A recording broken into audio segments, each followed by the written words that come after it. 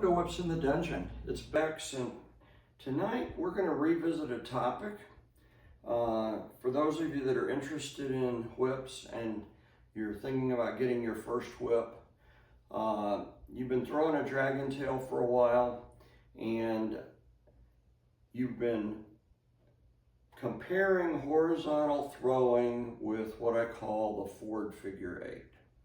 And you have decided on your journey that horizontal throwing is going to suit your style the best and work the best for you.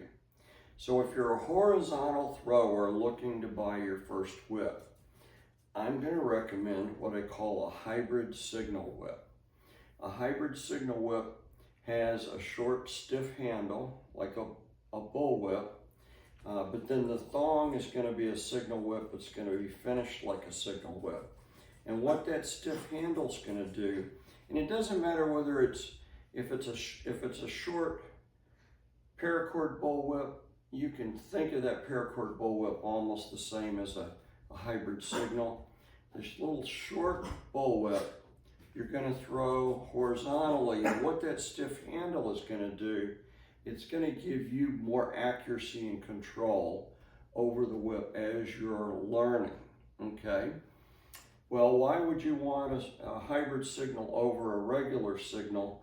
Because the regular signal, because it doesn't have a stiff handle and the handle's flexible, you're going to have a little bit more difficult time controlling it and keeping it on a horizontal plane than if you have the advantage of the stiff handle that the hybrid signal provides. So that's why I would say for your first whip for horizontal throwers, look at a mini paracord bull whip or a hybrid signal whip if you're into kangaroo. Okay, but when would you want a signal whip and not a hybrid signal whip? Well, a regular signal whip has better flow because it's flexible from the Turk's head all the way to the business end, all the way to the cracker, okay?